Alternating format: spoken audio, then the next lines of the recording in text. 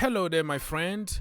Welcome to the channel and thank you for watching my daily transfer roundup.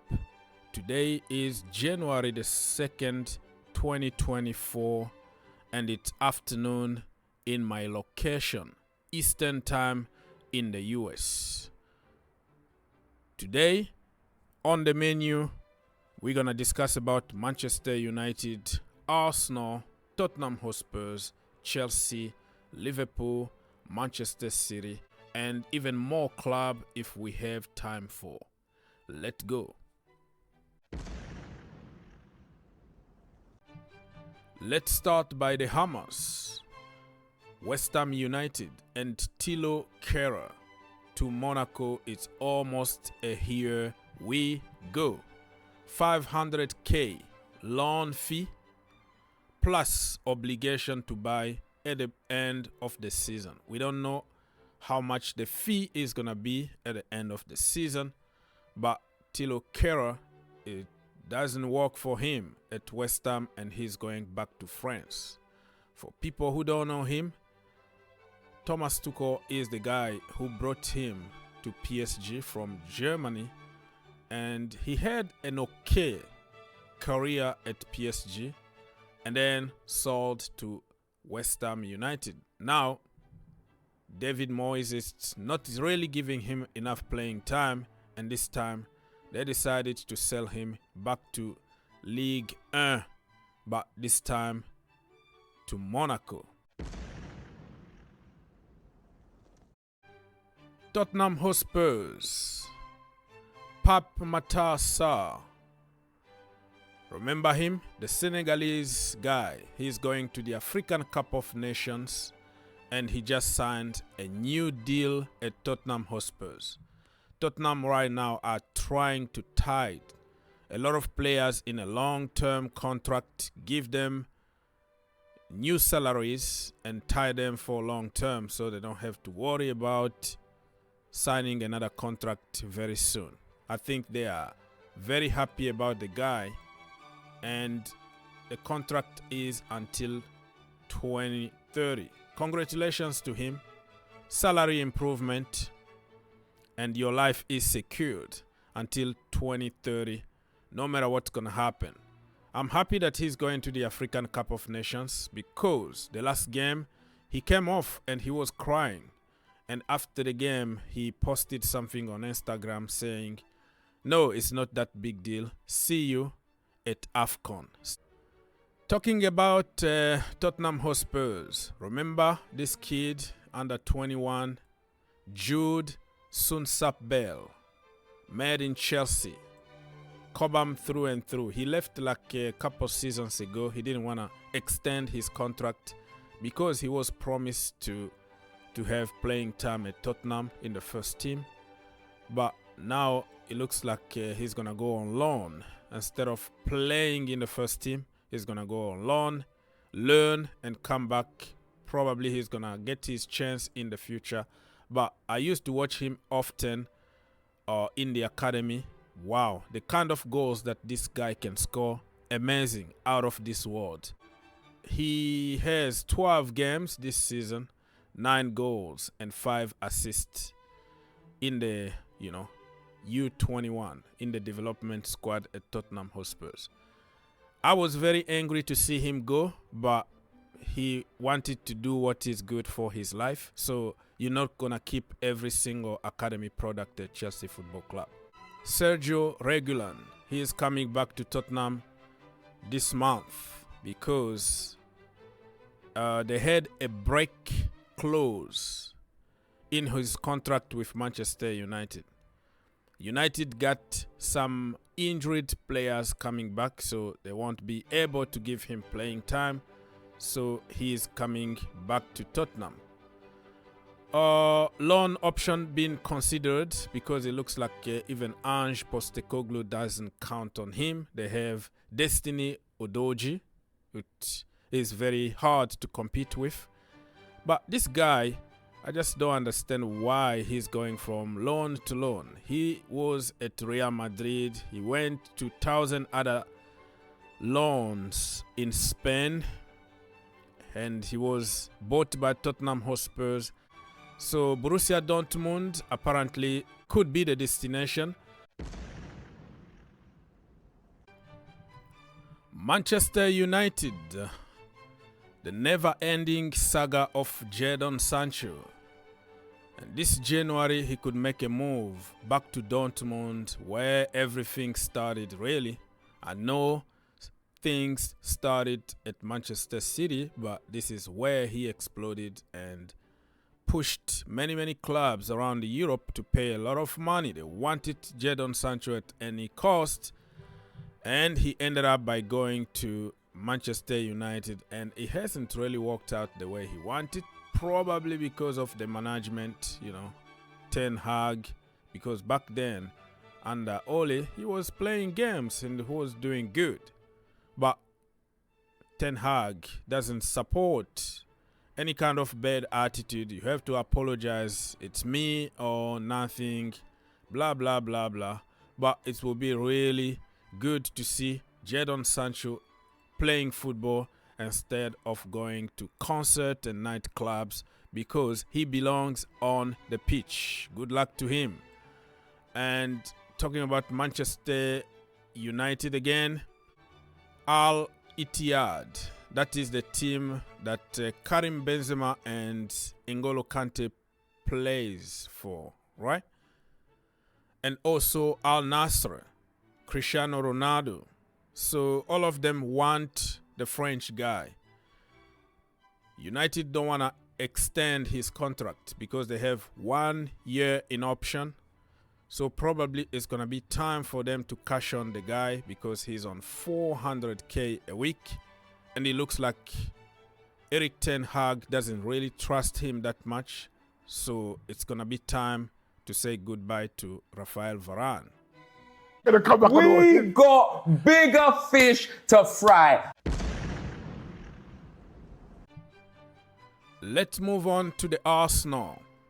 According to Rudy Galetti, Ben White is about to renew his contract. So the contract is going to expire in 2026. And still just few details until he officially signed the contract. Lately, he's been poor, but I think overall, he's been a very good signing for the Arsenal. Yakubu Kiwior.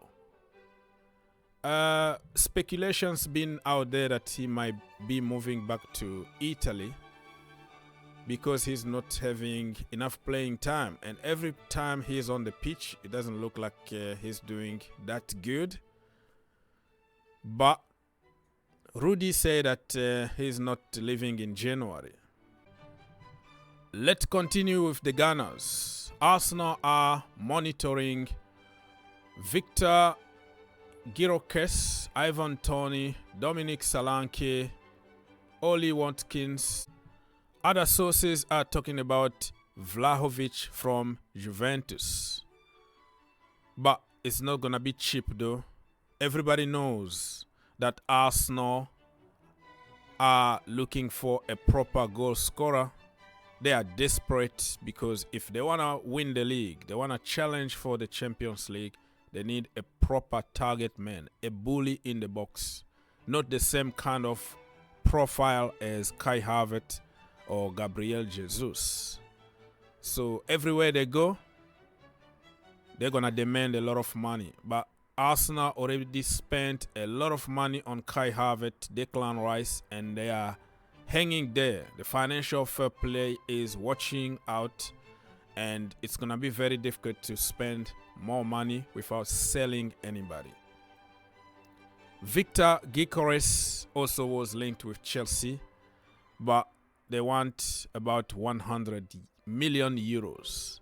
Toney, apparently his price tag is going to be around the same price, 100 million pound.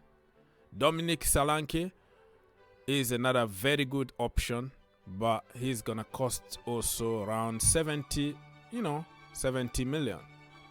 Oli Watkins, I don't believe that Unai Emery and Aston Villa are going to sell him in the middle of the season when they are fighting and they are in a good position to fight for top 4, or who knows, maybe win the Premier League. Never say never in life. So I don't see him really moving. Dominic Solanke is a very interesting one.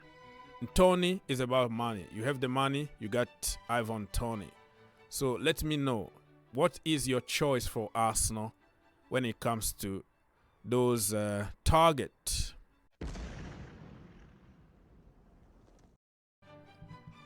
Let's switch to the blue side of London. Chelsea Football Club. Andrew Santos is set to return to Chelsea this week. Crystal Palace, Newcastle United, and many other clubs are lining up to try to get him on loan for the second part of the season. This time around, Chelsea need to make sure that they don't send him to a team that is going to sit on the bench. Jan Maatsen, remember him? Made in Cobham, Chelsea through and through. A very good left back / wing back. And Pochettino doesn't see him as a left back. He's been playing him in the midfield as a winger, as a number 10. Never for the entire 90 minutes, only few minutes here and there. Some people say that he's light-weighted. Borussia Dortmund want him on loan with an option to buy, but Chelsea want an obligation to buy for 30 million. Talks are going on at the moment. I'm so happy if he can move to Germany. Borussia Dortmund are going to develop him, and in the next coming years, he's going to be a killing machine. A lot of contradicting news depending on the source. Yesterday, some sources say that Jean-Claire Todibo is getting closer to Chelsea Football Club, and there were official contact. Today, Nizer Kinsella, who is very close to Chelsea Football Club, said there's no formal approach when it comes to Todibo. So you don't know what to believe. And that's why I always tell people not to believe on everything you see out there. 99% of the so-called news are just fake news.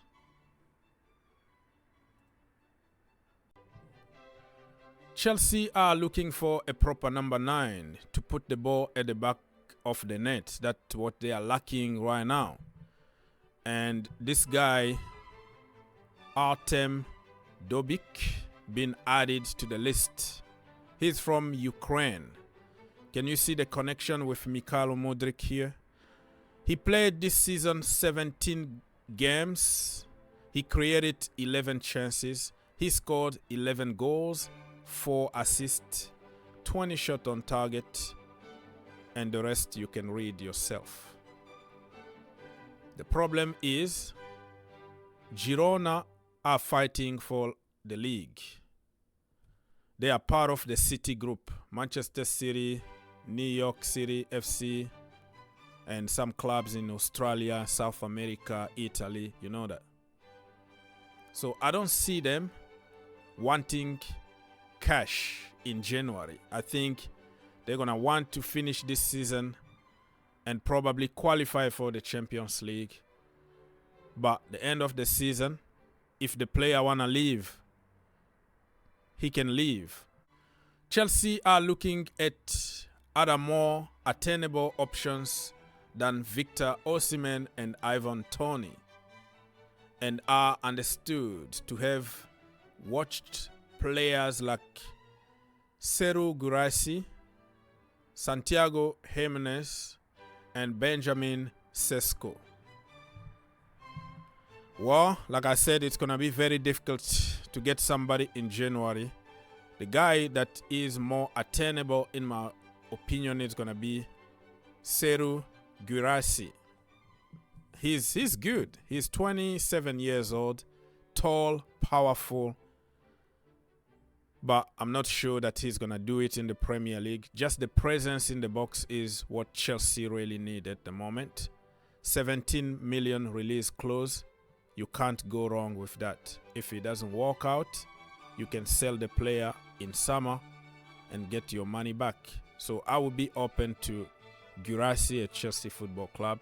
But for other options, I don't see it happening in January.